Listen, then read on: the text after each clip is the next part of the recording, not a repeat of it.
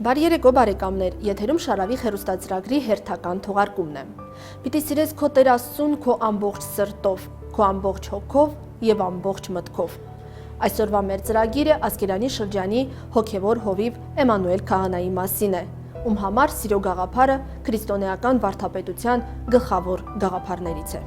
Եվ սիրո առաքելությունը առաքինությունների շարքում մեծագույնն է, քրիստոնեական բարոյականի հիմնական սկզբունքը։ Ահա հենց այդ սկզբունքով էլ առաջնորդվում էր Էմանուել քահանան։ Օրհնյալ Տեր մեր Հիսուս Քրիստոս ամեն։ Հայր մեր,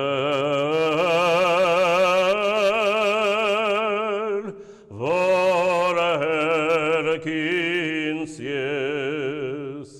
սուրբ եղիցի անուն քո։ Տեր Էմանուել քահանա Վարդանյանը կյանքի ու մահվան փիլիսոփայությունը հասկանալու համար սիրում էր ընդգծել Վազգեն Վեհափարի այս միտքը. մահը անմահության նախերգանքն է։ Տեր Էմանուել քահանա Վարդանյանը հետաքրքիր ու ծավալուն գործունեություն է ունեցել։ Նրա կյանքը լի էր պատահական ու անսպասելի իրադարձություններով։ Թեկուզ պատահական ասվածը այնքան էլ իրական չէ, այնուամենայնիվ ճանապարհը նրան տանում էր ուղիղ դեպի Աստված։ Որքան էլ շեղվեր, խոչընդոտների հանդիպեր, փորձեր փոխել ճակատագիրը, բայց չէ։ Նա կարծես ընտրված էր, նա կոչված էր ծառայել Աստծուն ու ճանապարհը մեկն էր՝ դեպի եկեղեցի, դեպի Աստված, դեպի հավիտենականություն։ Տեր Էմանուել քահանա Վարդանյան, աշխարհիկ անունը Ալեքսանդր, ծնվել եմ Բաքվում 1957 թվականին եւ օրն էր նշանավոր, որ ծնվել եմ, ծննդյան օրս ապրիլ 21-ն էր, ճիշտ Զատիկի օրն էր, մայրիկս ասում էր, որ ծննդաբերում է և եկեղեցու զանգերն էի լսում, Հիսուսի հարության տոնն է։ Եվ հետագայում արդեն 40 տարիներ անց, երբ որ ձեռնադրել եմ քահանա, հայոց եկեղեցու պատմության մեջ առաջինն եմ, որ կրում եմ Էմանուել անունը, Տեր Էմանուել, այսինքն Հիսուսի բուն անունն է, որ նշանակում է Տերը մեզ հետ։ Հայրիկիս կողմը բոլորը Մարտունի շրջանի Նորշեն գյուղից են, իսկ մամայի կողմը Սզնեկ գյուղից։ Այդպես որ երկու կողմանի էլ Ղարաբաղցի եմ։ Իր հայրիկը պարտիական լինելով սովետական միության ժամանակ, այն շատ թունդ պարտիական լինելով, ամենակրտսերը Տեր Էմանուելն էր, ամենակրտսերին էր միայն մկրտել եկեղեցու Բաքվում։ Վազգեն կաթոլիկոսի մոտ արել է դել։ Հա, փորձեմ կարճ ձևով ասել։ Եվ գիտեք, երբ որ ինքը դարձավ հոգևորական, ինքը արդեն օպերային թատրոնում ամենակարևոր, ամենագլխավոր բարիտոն էր ինքը ձայնով, ամենագլխավոր դերերքերը արդեն ստանձնած երգիչ էր։ Մեզ միացնում է բազմամյա ընկերությունը, ոչ միայն այսպես ես եւ ինքը, այլ ընտանիքներով, դեռ իրեն ուսանողական տարիներից մենք սերտ կապի մեջ ենք եղել, թե ծովինար իրեն հիանալի տիկնոջ, այս անժամանակ հանկարծակի այսպես ուղղակի շատ վատ կացության մեջ դրեց, առ այսօր ես տեղս չեմ գտնում։ Հիշողությունները շատ են նրա հետ, որովհետև եւ հայրական, եւ ավագ ընկերոջ, եւ հոգեվոր հոր բարդականությունը ինքը մեծ պատասխանատվությամբ էր վերաբերում ամեն ինչի նկատմամբ։ Հիասքանչ հոգևորական, ազնիվ, ուղիղ, ճշմարիտ հոգևորական, հավատարիմ հայր, ամուսին, հավատարիմ հայ, հայրենիքի նվիրյալ զավակ։ Вот, я говорю, знаете, Цовина Рафаэловна, очень хотелось бы, чтобы Терхайр у нас работал. И потом, когда я узнала, что он и мог бы вести это сценическое мастерство, у нас не на таком уж хорошем уровне был этот предмет, я очень мечтала об этом. Потом, когда он у нас уже появился, это как, знаете что, вот как вот закат, на небе тихо-тихо появляется вот это солнце, которое затмевает все. Вот он как-то вот мое сердце вот так и затмил. Հիմա հասկանում եմ, որ ինքը իդեալ էր։ Ինձ համար տղամարդ բառը դա նշանակում է իմ հայրս։ Կարող եմ ասել ինչու, որովհետև հիմա արդեն նստում եմ մենակս մտածում եմ, շատ հիշում եմ իրան ամեն օր։ Գիտեք, մի քանի գիծ, որը ես շատ ուզեմ, ցավոք սրտի չունեմ այդ գծերը, այտենց ոնց որ ինքը դա իր սերն էր։ Ես այդպիսի սեր ոնց որ ինքը ուներ, ամեն ինչի հանդեպ։ Բնականաբար առաջինը կնոջ իմ հորս հանդեպ։ Երկրորդը իր կամքի ուժը։ Ոչ մի տղամարդ ես չեմ ճանաչում, որ ուներ այդ կամքի ուժը։ Եվ ընդհանրապես ուժ հասկացողությունը, թե կլինի ֆիզիկապես, թե հոգեպես, հոգեկան ուժը։ Անշուշտ, շատ ծանր է այն առումով, որ ես ոչ թե կորցրել եմ ամուսին, այլ իրական մեծատառով ընկեր եմ կորցրել, բոլոր հարցերում ընկեր, մենք ամենտեղ եղել ենք միասին, տանը, աշխատանքում, օպերային թատրոնում, մրցույթներին, երբ որ մասնակցել ենք, ես որպես դաշնակահար, ես իր անձնական դաշնակահարն էի, ինքը երգիչ էր, երբ որ Ամերիկայում ենք միասին, եկեղեցի էր մտել, միասին ենք եղել, նույն եկեղեցում ծառայել ենք երկուսով դեռ ոչ հոգևորական ժամանակ, ուսանող ժամանակվանից, այսինքն եւ հիմա էլ այստեղ էլ միասին ենք եկել այստեղ, Ամերիկայից վերադարձել ենք, միասին ենք որոշել այդ անել, ինչպես դուք հարցրեցիք տղայիս, մեր մեջ նույնիսկ խոսք չի գնացել դրա մասին, գնանք, չգնանք, այդպիսի բան չի եղել, առաջի օրվանից երբ որ մենք վատ տարիներին, որ չենք կարողանում մեր երեխաներին չգիտենք ինչպես պիտի պահենք, այդպիսի քայլի դիմեցինք, որպեսզի հեռանանք, զուտ դրա պատճառով եւ առաջի վարքյանից մենք այնտեղ եղած ժամանակ, չնայած ինքը քաղաքացի էր, ամերիկյան քաղաքացի էր, առաջի վարքյանից երկուսս էլ գիտենք, որ մենք այնտեղ մնացողը չենք, մենք ժամանակավոր ենք, եւ վերադարձնել մեծ ցնծությունով ենք, երկուսս էլ որոշել ենք ու կայացրել ենք այդ որոշումը։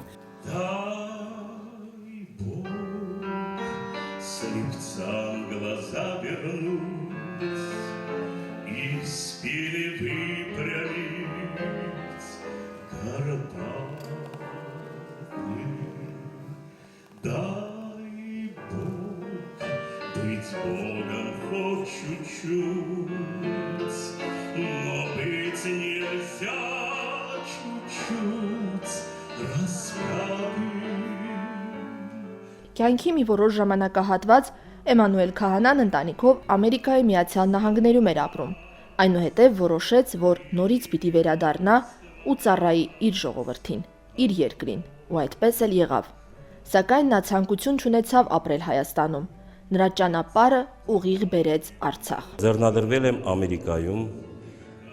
Մեսրոպ Աշչյանի արքիեպիսկոպոսի Ամերիկայի առաջնորդի ձեռամբ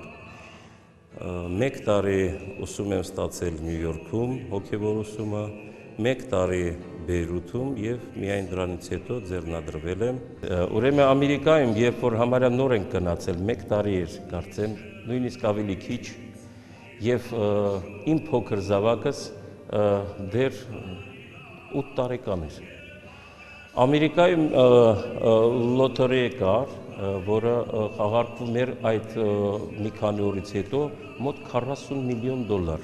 Բոլորը խենթի նման առնում էին։ Գնացել ենք մի 4 հատ տոմս ենք գնել բոլորի համար, ամեն մեկիս համար մի հատ տոմս, եւ կատակ անելով ասացի, որ լավ, սիրելիներ, պատկերացրեք, որ վաղը $40 միլիոն ենք շահում, ինչ ենք անելու։ Մեծ տղաս ասաց, որ ինչ որ շքեղ նավ է ուզում, շքեղ մեքենա, երբ որ անդրադարձա փոքրիկին, ասացի, Վահագն, դու ինչ ես ուզում, նայեց այս տխուր աչքերով, ասեց, պապա, կարող ես 1 հատ տոմս գնել ինձ։ Ասի, ինչ տոմս։ Տոմս, Նյու Յորք, Երևան, ես ուզում եմ վերադառնամ Հայաստան, ես չեմ ուզում այստեղ ապրել։ Արդյունքներս այսպես եկել են, դեռ մենք 10 տարի մնացել ենք այդ խոսքից հետո, երեխայի խոսքից, բայց ինքը առաջինն էր, որ վերադարձավ Հայաստան, ուղղակի եկել են Ծովինարի հետ ման գալու, ես Ֆլորիդայում էր, 3 օր անց ինքը զանգահարեց եւ ասաց. «Հայրիկ, եթե դու ինձ սիրում ես ինձ», ասի, «Ինչ հարց է, տղա ջան, ոնց կարող ես քեզ չսիրեմ»։ Ասեց, «Խնդրում եմ, թող ես մնամ Հայաստանում, չեմ ուզում վերադառնամ Ամերիկա»։ Ինքը Ամերիկա քաղաքացի լինելով։ Ասացի, որ դուր մամային հեռախոսը եւ ասի, «Ծովինար, վերադարձի դու մենակ, իսկ ինքը թող մնա Հայաստանում»։ Շատ ընտանիքներ կան, որ տեղափոխվում են Ամերիկա կամ ուրիշ երկիր, այլ երկիր։ Ու շատ կարճ ժամանակահատվածում հասնում են շատ բաների։ Չեմ ուզում խորանալ, թե ինչ միջոցներով են հասնում դա։ Հետո գալիս են հետ, տարբեր թանկ մեքենաներով, տներով եւ այլն։ Իմ հայրս դրան հասավ շատ երկար տարիներ հետո, 10 տարուց ավել մոտավորապես։ Բայց ինքը հասավ դա իր քրդինքով։ Ու ես նոր Ամերիկայում մենք դա չենք զգում եւ ես եւ իմ եղբայրս մենք ապրում ենք, մենք ունենք ամեն ինչ։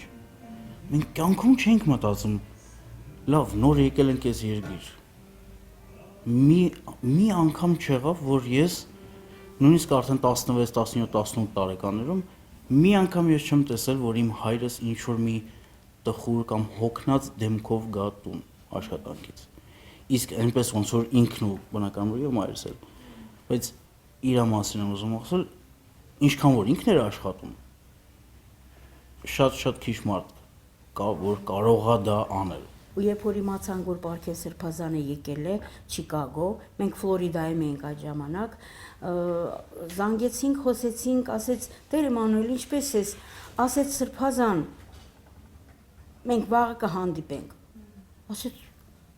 այ Տեր հայր ջան, ինչ ես ասում, դու Ֆլորիդայում ես, պետք է գործեր ունես, բան ունես, ոնց ես վաղ։ Ասեց Սրբազան, մենք վաղը կհանդիպենք։ Հեռախոսը կախեց, ասեց Ծովինար հագնվի գնում ենք։ Նստում ենք մեքենա ու գնում ենք 18 ժամ քշել ենք, հասել ենք Սրբազանի մոտ, 6 ժամ նստել ենք խոսել իր հետ, դա եղել է մեր վերջնական խոսակցությունը, որի ժամանակ որոշվեց, որ Տեր հայրը որոշեց, որ անպայման մենք վերադառնում ենք արդեն անհապաղ, վերադառնում ենք հայոց աշխարհ։ Գիտեք, 90-ականների սկզբներին շատ ծանր եղավ։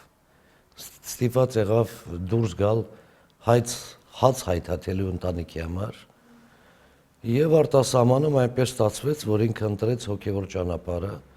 եւ քահանա ձեռնադրվեց, Բեյրութում ուսանեց, Անտիլիասում, հետո անցավ Միացյալ Նահանգներ, Անտիլիասի թեմում էր, հետո անցավ Էջմիածնի թեմ, Խաժակ Սրբազանի մոտ եւ մի մոտ 15 տարիներ առաջ, 15-16 տարի առաջ ես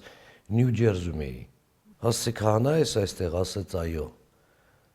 Ասի որտեղացի ես, ասես նոր Շենգյուղից։ Արցախցի ես, հա։ Շուտի ինչու՞ չես Արցախում ծառայում։ Այսպես ժպտաց, ասեց Արցախի թեմ կընդունեք։ Ասի մեծ սիրով Արցախցին այսօր պիտի Արցախում ծառայի։ Եվ ասաց ինձ 6-7 ամիս ժամանակ տվեք, ես կգամ եւ եկավ։ Եվ տեղափոխվեց բարեբախտաբար ընտանիքով հանդերձ շատ ակտիվ բուրըն ծառայեց Արցախի թեմում։ Պարքև Սրբազանը Արցախի թեմի առաջնորդ ինչքան գալիս էր Ամերիկա, ինձ տեսնելով ասում էր Տեր հայր, ինչ գործ ունես դու այստեղ։ Ես այնտեղ քահանաներին պետք ունեմ, իսկ դու Հարաբաղցի լինելով նստել ես Ամերիկայում։ Մի օր խոստացա իրեն, որ Սրբազան հայր անպայման կվերադառնամ, որպեսզի իմ ծառայությունը շարունակեմ Ղարաբաղում, իմ պապերի հողում, եւ այդպես էլ եղավ, այսօր ես այստեղ եմ արդեն 8 տարի, ինչպես ասացի։ Ասեց, ես Սրբազան չեմ գնում Հայաստան։ Ես հենց եկանք միանգամից Արցախ եմ գալի, անմիջապես։ Ասեց, դու ինչ շատ ես պետք մեր բանում էլի թեմում։ Դե ասեց, ես գալու եմ, խոսք չկա։ Ես հենց դու գնացիր, ես այս տարի արդեն ասեց, ոնց այս տարի։ Հա, ասեց, ես այս տարի գալիս եմ։ Մենք վերադարձել ենք Չիկագոյից եւ սկսել ենք կապել մեր իրերը, որովհետեւ մենք գնում ենք Երևան։ Ունենք իսկական հայկական դաստրակցություն, նույնիսկ Ամերիկայում։ Իշնորհիվ իմ ծնողների մենք դա ընդունել ենք շատ լավ։ Իհարկե ես մեծն էի, ես արդեն այնտեղ 18 չէ, ինչքան էի 21 տարեկան։ Ես կարող եմ ասել, որ ես չեմ ուզում մնամ։ Ես համոզված եմ, որ իմ հայրս էլ դա կընդուներ, որտեղ ինքը արդեն հասկանում է, որ ես այն տարեկում եմ, որ չի կարող ստիպել ինձ։ Բայց այդ նույն դաստիարակություն ասածը, երբ որ ինքը եկավ ու ասեց, ինքը պարզապես ես հիշում եմ լավ, մի օր եկավ ու ասեց վեշերը ձեր հավաքեք, մենք գնում ենք հետ։ Էմանուել Քահանան անչափ կարևորում էր պետության եւ հասարակության կյանքում ընտանիքի բացառիկ արժեքը եւ ազգապահպան առաքելությունը։ Նա բոլոր ամուսնացող զույգերին հորդորում էր ամուսնության նկատմամբ առավել պատասխանատու մոտեցում ցուցաբերել եւ պսակի խորհուրդն ընդունել որպես անշահախնդիր սիրո, միմյանց սատարումի եւ հոգատարության անքակտելի սուրբ միություն։ Եվ երկուսը մեկ մարմին պիտի լինեն, որ Աստված միացրեց, մարդը թող չբաժանի։ Սա է միակ ճշմարտությունը։ Տեր Էմանուելը համոզված էր, որ կհաղթահարվեն ամեն տեսակ դժվարությունները, եթե մեզանում գերիշխի հավատն առ Աստված, սերը եւ վստահությունը միմյանց, հայրենիքի եւ մայր եկեղեցու հանդեպ։ Տեր Էմանուելը ընդհանրապես չէր սիրում անտարբեր վերաբերմունքը բացասական երևույթների նկատմամբ։ Անընդհատ ցանկացած պարագայում չէր կարողանում, ասում էր չեմ կարողանում, նույնիսկ եթե այնց մտերիմ պահեր են ինում եւ զրուցում ենք, միշտ ասում էր, ասում, գիտես, նորայր ասում, անտարբերությունը ծանր մեղքերից մեկը պետք է համարել։ Դա եւս մեղք է, եթե բացասական երևույթների նկատմամբ անտարբեր ես լինում, փաստորեն կստացվի, որ դու ես մասնակից, այդ անտարբերության մասնակից ես դառնում։ Ուզում եմ մեջ բերել Աստվածաշնչից խոսք, որը որ ինքը շատ էր սիրում, միշտ մեջ բերում էր։ Մահը դա կյանքի սկիզբն է, հավիտենական կյանքի սկիզբն է։ Նա չի մահացել, նա մինչև օրս էլ ապրում է, մեր սրտերում։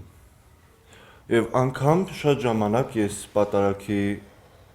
մասնակից լինելով, զգում եմ, որ ոչ թե ուրիշ հոգևորական է սպասավորում, պատարագում Քրիստոսին, այլ հենց ինքն է Սուրբ Խորանից պատարագմատություն, մեզ բոլորիս։ Когда я приходила на их службы ихние, вот его этот голос, его вот это, именно вот эта статность его, такое ощущение, как будто ты на самом деле разговариваешь с Богом, серьезно. Вот его служба для меня было все. Я после его службы вот ощущала такое освобождение в душе. Մի քանի անգամ Տեր Էմանուելի հետ միասին գնացել ենք Երևան։ Ճանապարհին դե խոսում ենք, կիսվում ենք հոգևոր ոլորտով, հոգևոր։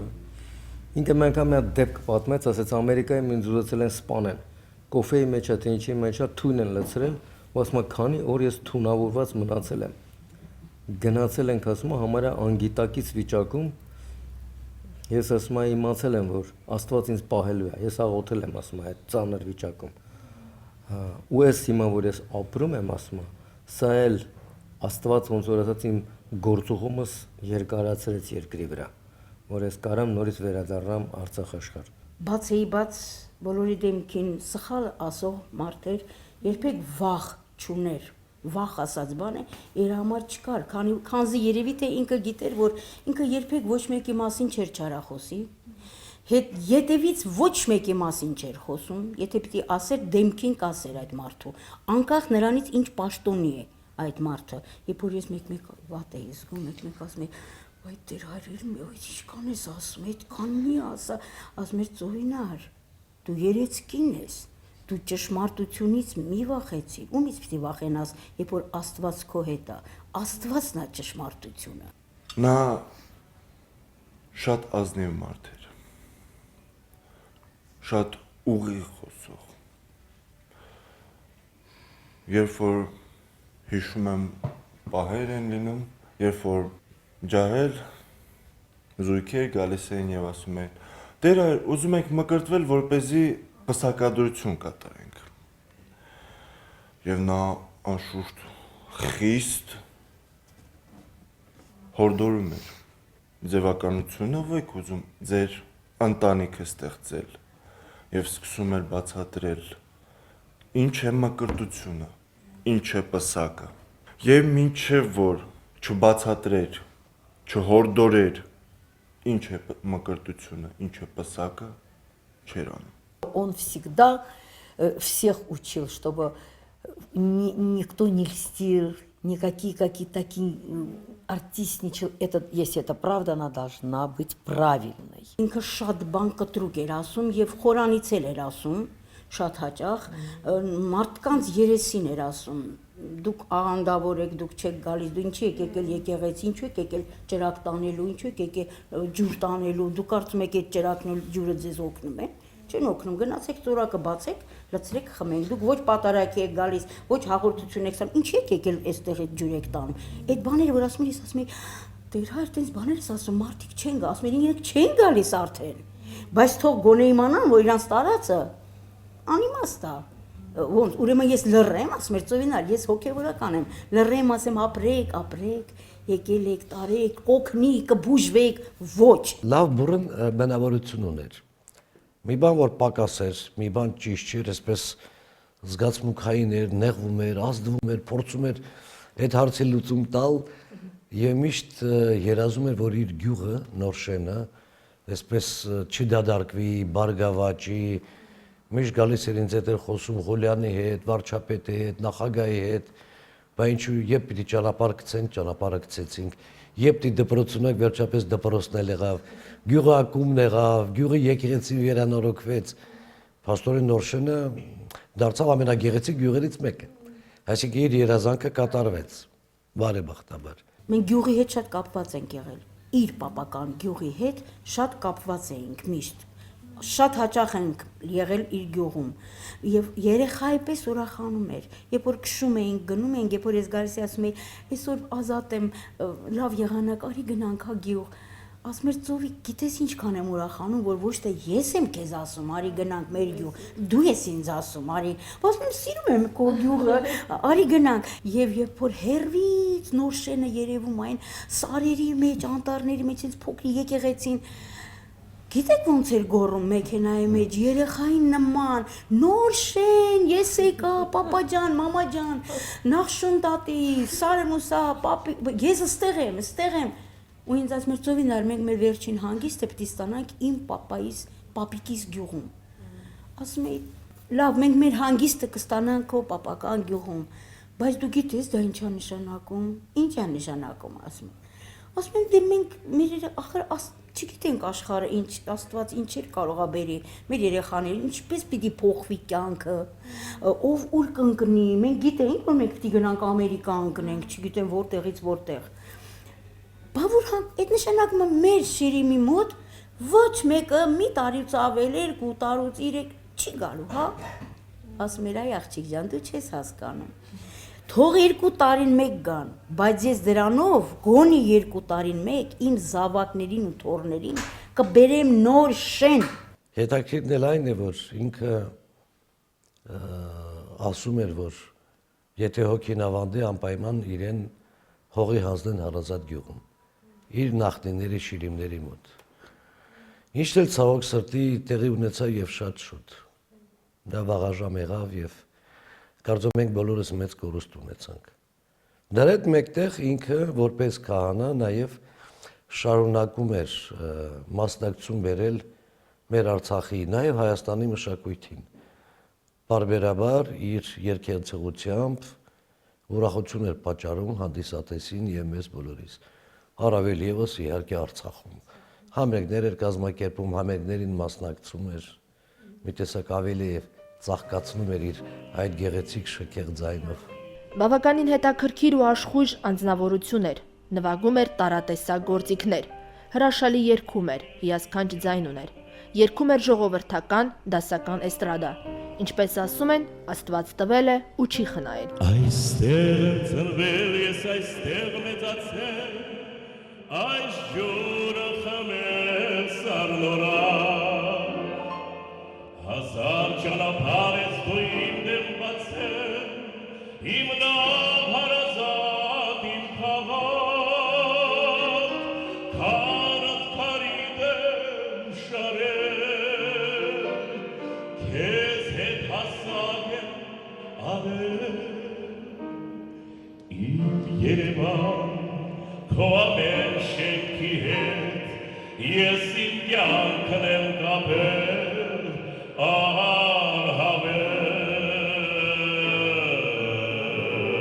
Չի խնայել։ Կյանքում բազում նախասիրություններ ուներ,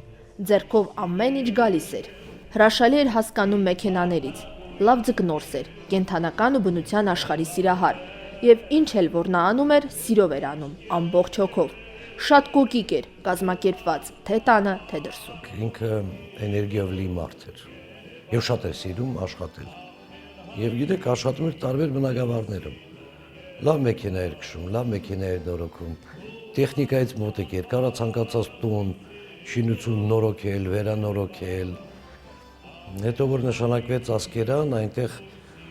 այգեգործությամբ սկսեց զբաղվել, երիցատուն կառուցեցինք, ծառեր տնկեցինք։ Եկեղեցու հայտ հետ կապված, ասենք դրան, չգիտեմ, գործիքների, այնտեղ կահավորանքի, եկեղեցական սպասքի, ամեն ինչում ինքը ձգտում էր իր անձնական, այսպես ասած, ֆիզիկական ներդրումն ունենալ, էլի ոչ միայն։ Հետո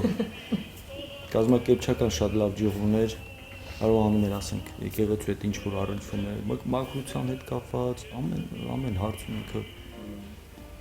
ռիսկը իր մեջ այդ ուղղամտությունը, որ մայստրոն նշեց, իսկապես ուղղամտությունը շատ ընդգծված էր իր մոտ որպես մարդկային հատկանիշ։ Լավ ինգեր էր, որ ժամին զանգես կողքդ կլիներ, գիշերը զանգեիր, քաղաքական դեպքեր կային, որ տերեմաներ գնում ենք Երևան փոթորիկով, համիջապես 3 րոպեից հայտնվում եւ գնում էինք։ Այդպիսին էր ինքը բնավորությամբ։ Ինչ ասեմ, Աստված իր հոգին լուսավորի, ինչ որ ինքը պակաս ապրեց, թող իր հարազատների վրա ավելանա։ Բոլոր դեպքերում մենք բոլորը շատ տխրեցինք աղավոր։ Դա բավական մեծ կորուստ էր մեզ համար, բայց մարդը կարողացավ իր հետքը եւ իր լավ հիշատակը թողել Արցախի թեմում։ Վեր կացավ Միացյալ Նահանգներից եկավ հարազատ հողին, հարազատ ժողովրդին ծառայելու եւ լավ էլ ծառայեց։ Պետք է ոչ միայն խոսքով, այլ նաեւ գործով միշտ դեր կանգնել եկեղեցուն եւ այսպես այս դուրն էլ արդեն նորոգեցի համարյա այսօր տեղադրել եմ հետ, բայց դեր գործեր կան, հիմա շուշաթղթում եմ, ինչպես որ տեսնում եք։ Էմանուել Քահանայի կինը Ծովինար Մնացականյանը եւս երաժիշտ է, երկուսն էլ սովորել են կոնսերվատորիայում։ Ինչպես հիշում է տիկին Ծովինարը, ինձ տեսնելուն պես ասաց. «Կինս պիտի լինես», ու այդպես էլ եղավ։ Տեր Էմանուելն ասում էր. «Ծովինար, 90 տարի միասին ենք ապրելու։ Նույն օրը, նույն վայրկյանին պիտի մահանանք»։ Կարոտով հիշում է կինը ու ավելացնում. «Երևի մտածում էր, որ միշտ միասին ենք լինելու»։ Երջանիկ եմ, որ Աստված ինձ այդպիսի ընկեր է տվել։ Ես շատ երջանիկ եմ։ Ամբողջ կյանքումս եղել եմ երջանիկ։ Լավ ամուսին է տվել, լավ ընկեր, լավ հայր, լավ զավակ, ինքը այնպիսի տաք զավակ է եղել իր մոր համար, եւ պապային փոքր եղել մահացել է, քույրերի համար այնպիսի եղբայր է եղել։ Հիշում եմ եւ երբ որ պատմում էր առաջին անգամ ինչպես տիկին Ծովինարին տեսավ։ Դա արդեն մի այլ աուրա, դա մի այլ չքնախ հիասքանչ պատմություն էր եւ երևի ոչ մի պոետ, ոչ մի գրող չէր կարող ներկայացնել սիրո պատմություն տվյալ ձև։ Առաջին իսկ հայացքից տեսավ տիկին Ծովինարի մեջ իր կյանքի միակ անձնավորությունը, որ պետք է ուղղորդի, պետք է իր կենակիցը, իր Արարատի մյուս գագաթը լինի։ Եվ ինչպես միշտ ինքը միշտ շեշտում էր պսակադրության ժամանակ, նորապսակներին հորդորում էր եւ ասում էր. «Դուք միասին մի մարմին պետք է լինեք, ինչպես մեր Արարատ Սուրբ Լեռը, մի սար, երկու գագաթով»։ Ես զարմանում եի, թե ինչ աչքերով, թե ինչ խանդավառ աչքերով էր նայում տիկին Ծովինարին։ Երբ որ նոր ենք ամուսնացել, բավականին խռովկաներ։ Հա, հետո անցավ։ Միգուցե ինձ հետ շփվելով անցավ, այդ անցավ, բայց ինչ որ մի քանի տարիներ խռով կաներ։ Ու ես միշտ ասում եմ, ես որ հանկարծ ասում ես էլ էի որոշում մի բանի համար, իրան ցույց տամ, որ ես էլ եմ խռովել։ Հետո ինձ ասում էր, այո, աղջիկ, չես խոսում։ Ասում էի, ոչ, քեզանից եմ սովորել։ Ասում եմ, մի լավ բան չկար սովորեի։ Հենց այդ պիտի սովորեի ինձանից։ Ճիշտն ասած, երբ որ ես իրան պատահեցի, մենք հանդիպեցինք աշխատատեղում, այսպես ասեմ, ես նվագում էի, ինքը երգում էր, ես հիացած էի իր ձայնով, հիացած էի իր կերպարով, խոսելաձևով, պահելաձևով, ամեն ինչով, սենց վայ, իջակներ։ Հետո հանդիպեցի տիկնոջ հետ, տիկին Ծովինարի, ու սենց մի ընտանիք էր, որ իմ համար իդեալական էր։ Ես գալիս էի տունը, մայրիկիս ասում է, ես տարիքում իրանք այդքան շատ են իրար սիրում, ես ինչ ընտանիք հա, սենց ընդհանուր իրանց զույգի վրա սիրահարված էի, հետո Աստված այնպես արեց, որ ես մտա իրանց ընտանիք, հանդիպեցի իրանց որդուն, սիրահարվեցի ու փորձեցի կազմեմ այն ընտանիքը, որ իրանք ունեին, ասենք լինենք այնպիսի զույգ, ոնց որ իրանք են։ Իմ համար իրանք իդեալական զույգ են։ Ցավում եմ, որ իմ փոքրիկս իրան չի հիշի, շատ եմ ցավում։ Շատ էր ուրախացել, որ ծնվել է իմ փոքրիկը, շատ էր սիրում իրան։ Ամեն Աստծո օր իրանք երկուսով, մենք այդ ժամանակ առանձին էինք ապրում, իրանք երկուսով գալիս էին, որ տեսնեն։ Ու ոնց էր ամենափոքր տարիքից հենց 3 օրական, ոնց էր գրկում իր այդ մեծ մարմնով այդ փոքրիկ երեխային, ոնց էր նուրբ գրկում, ոնց էր նուրբ սիրում, խոսում։ Նրանք դեռ ամուսնացած չէին, երբ նկարահանվեցին Անուշ ֆիլմ-օպերայում, Սարոյի եւ Անուշի դերերում։ Կոնցերտմեյստերը կինն էր, տիկին Ծովինարը։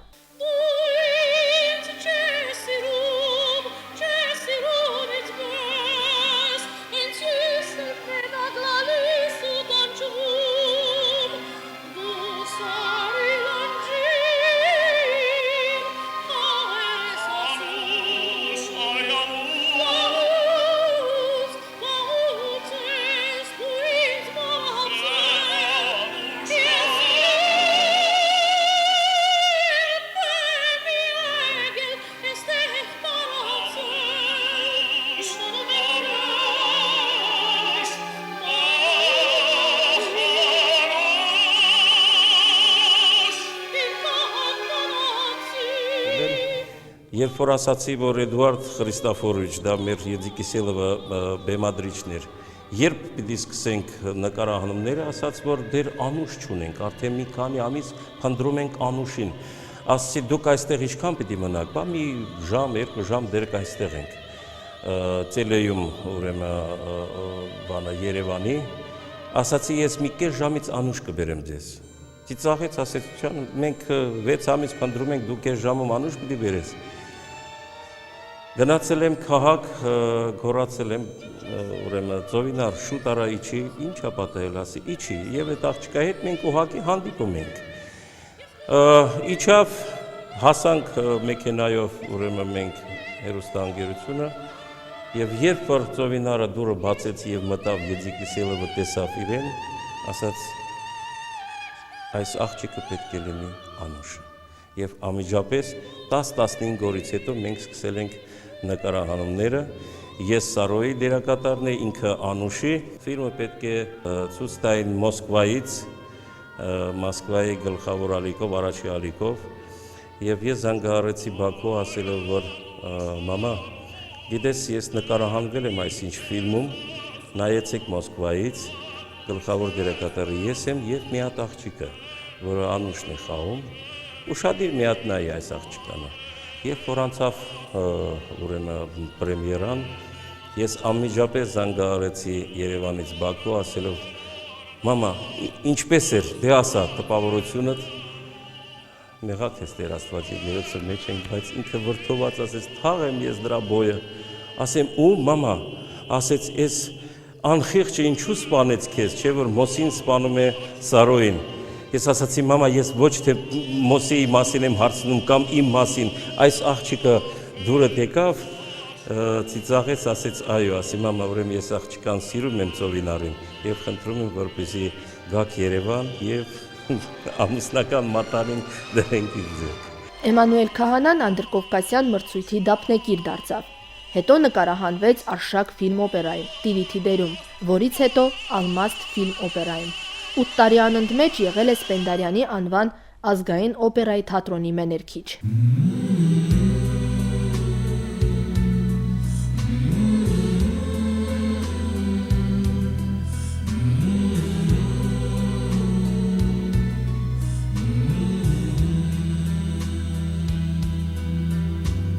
Мне кажется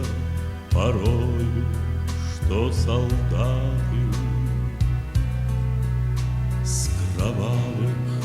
не пришедшие полей не в землю нашу полегли когда-то, а превратились в белых журавлей. Они до сей поры с времен тех давних летят и подают нам голоса. Не потому так часто и печально мы замолкаем, глядя в небеса. Բացի նա, որ հոգևոր անձեր, բարձր մակարդակի, մեզ նաև մոտեցնում էր նրա երաժիշտներու պարագան հանգամանքը, քանզի նա հոյակապ երաժիշտ էր, ոչ միայն երգիչ։ Դեպս երգիչների, այսպես ասեմ, ողբերգություններն հիմնականում ոչ երաժիշտներ են, ասում սկսում տիրապետում են ձայնի, բայց ասենք այն որ պետք է շատ երգչին ինտելեկտը, էրուդիցիան, զարգացած բազմակողման, այ չասեմ Տերյամ, հենց Տեր Էմանուել, բայց քանի որ մենք արդեն խոսում ենք աշխարհի կյանքից, ես այն միշտ Սաշայի ասում, Սաշան հենց աչքեր ընկնում այդ տվյալներով, որպես ասես տաղանդավոր երաժիշտ, նրա մեջ խոսում էր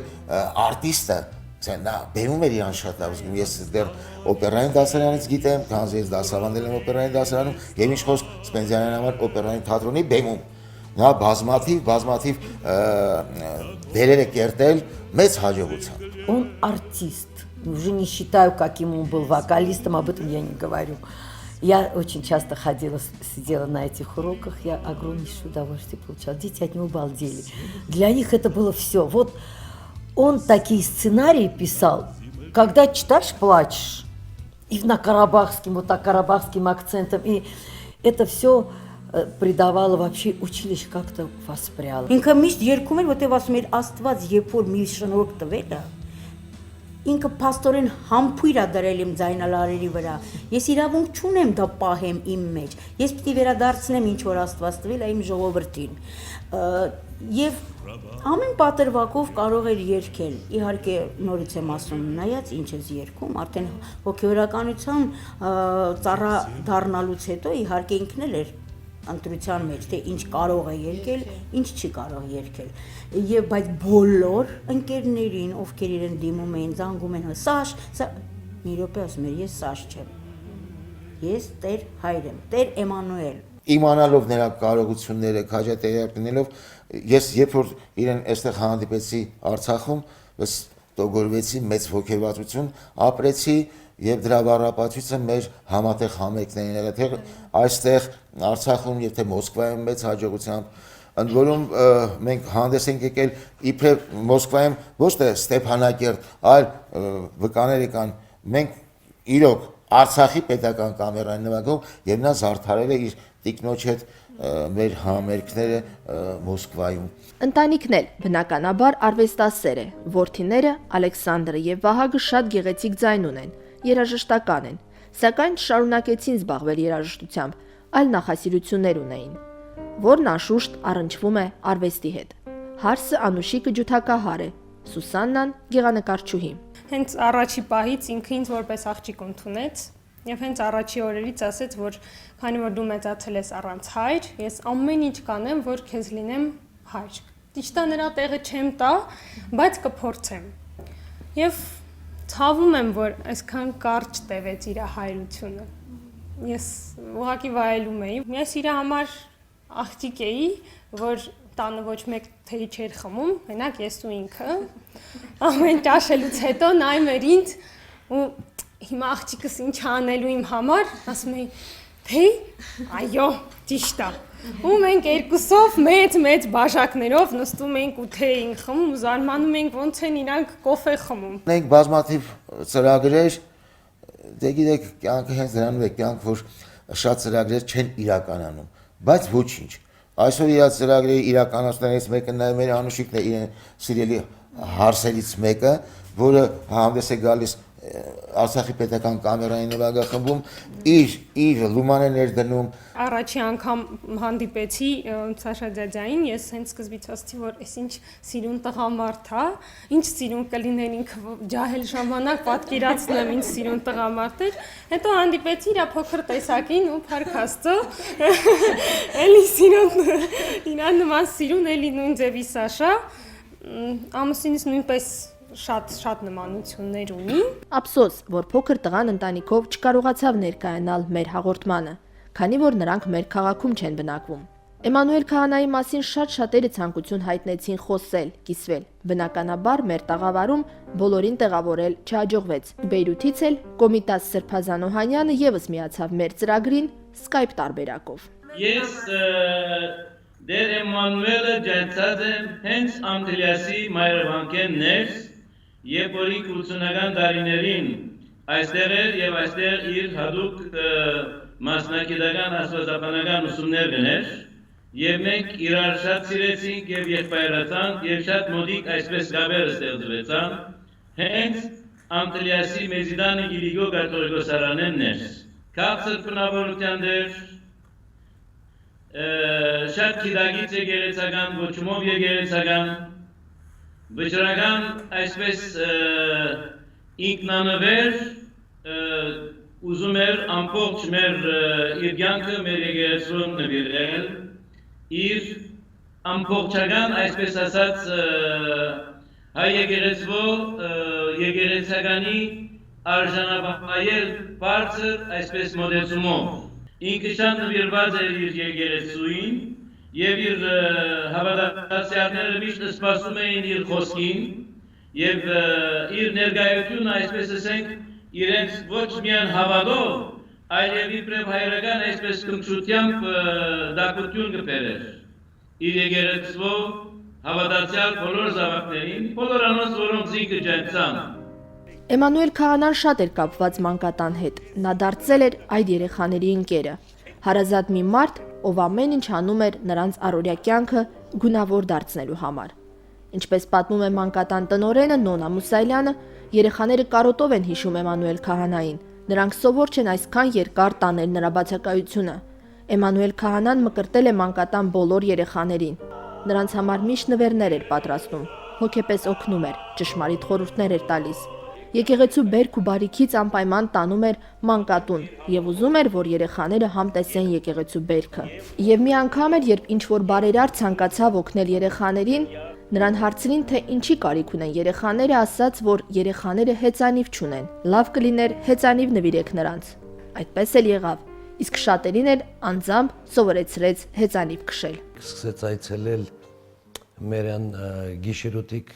մանկական դպրոցը երեխեքին տանում բերում էր, նվերներ էր տալիս, զբաղվում էր իրանցով, անխնա մարդկանց էր գտնում, 100 տարեկան կանանց, փորձում էր օգտակար լինել, օգնել, դե մենք էլ միասին թեմովի փորձում ենք մեր Տեր Էմանուելին աջակցել։ Տեր հոր Էմանուելի հետ ես առաջին անգամ հանդիպեցի մանկատանը, երբ նա այցելեց մեզ մոտ,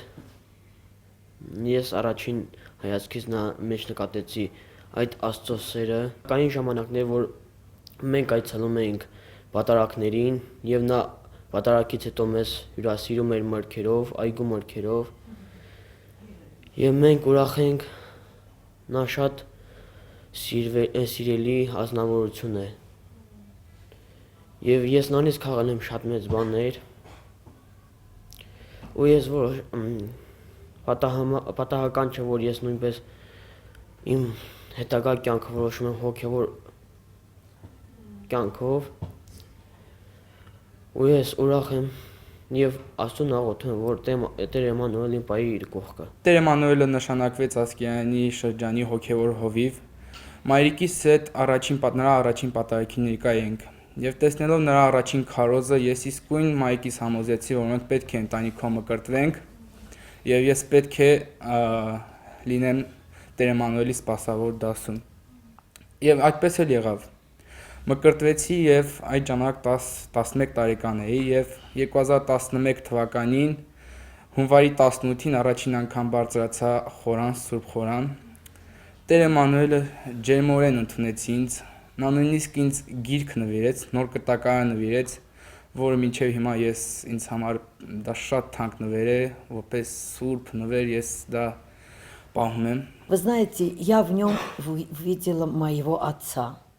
И он на самом деле стал моим отцом. Когда он меня покрестил, уже этот Цовинар Рафаэльна здесь быстро заходила в мой кабинет, говорит, Урес, Дурес. Я пришел увидеть, поздороваться с моей дочерью. Он всегда это говорил. Կյանքում կա չէ՞ մի այդպիսի բան, երբ որ գնահատում են, երբ որ կորցնում են։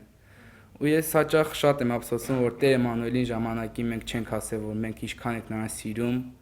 որքան ենք նրան գնահատում։ Ու հիմա ամեն անգամ եկեղեցի մտնելով ես մտքումս միշտ աղոթում եմ ու նրանից ներողություն եմ խնդրում դրա համար, մեր չարածների համար, մեր արածների համար, մեր փոքրիկ չարությունների համար։ Բայց ես гитեմ, որ նա մեզ շատ է սիրում ու նա մեր պահապան հրեշտակն է երկնքում։ Я рискнула попросить его, чтобы он окрестил моих внуков. И вот самое интересное, что было, когда он окрестил Аркашкиных детей, ну, Аркаша был крещеный, потом он уже покрестил мою невесту. Ну, как это, дети крещеные, сын крещеный, он взял за руку нашего Борьку и Каринку, и он говорит, только я вас, никого я вокруг вот этого хорана чем-то он взял за руки, прошелся, спустил их вниз. В этот момент я, естественно, свои слезы не могла удержать. Я считаю, что это большой честью для меня было, что он оказался вот именно, он крестил меня, крестил моих внуков и мою невесту. Հոգևոր մոտեցում ունեցող մարդիկ հասկանում են, որ կա սկիզբ, չկա ավարտ։ Ու դրա համար հանգուցյալին ճանապարհ դնելով ասում են բարի ճանապարհ, համբերություն, միջև համընդհանուր հարություն։ Ու դրա համար երբ որ ես Ծովինարի հետ հանդիպում, ես աշկերտս չեմ իջացնում ներքև։ Ես գիտեմ, որ Տեր Էմանուելը իր դլվում կաղնած է, ու իր համար աղոթում է։ Կինը Ծովինար Մնացականյանը անկեղծացավ։ Իմ ամենահարազատ մարդը, ով անսահման սիրում էր կյանքը, ինձ էլ սովորեցրեց ուրախանալ կյանքի ամեն մի երևույթից եւ շնորհակալ լինել ապրած ամեն մի ակնթարթի համար, որ նվիրել է Աստված։ Եվ իմ կյանքում ինչ որ եղել է, ես շնորհակալ եմ քեզ։ Անսահման կարոտ ու սեր կա, թե կնոջ, թե հարսի եւ թե որդու աչքերում։ Եվ բնականաբար նման թիկունք, նման անznավորությանը կորցնելը ժամանակը ավաղ անզոր է բուժել վերքը։ Ես վստահ եմ, ես կարոտում եմ անշուշտ իրեն, ինչպես բոլոր իմ ընտանիքի անդամները, նույնիսկ ընկերները, բայց գիտեմ, որ ինքը ողջ է, գիտեմ, որ ինքը միշտ մեր մեջ է, որ ինքը լսում է, տեսնում է, որ ինքը ինչ որ միսիա ունի կատարելու այնտեղ, դա Աստված ես միշտ աղոթում եմ եւ միշտ խնդրում եմ իմ մոտիկներից, որ շարունակեն միշտ աղոթել, որ իր հոգին արժանի դառնա Աստծո արքայությանը։ Օրհնությամբ եղեցի, թող օրհնությամբ լինի, ոչ թե անցյալում թողենք երով խոսանք, այլ է նշանակում է սուշնեստ, էություն, Մանուել, տեսեք,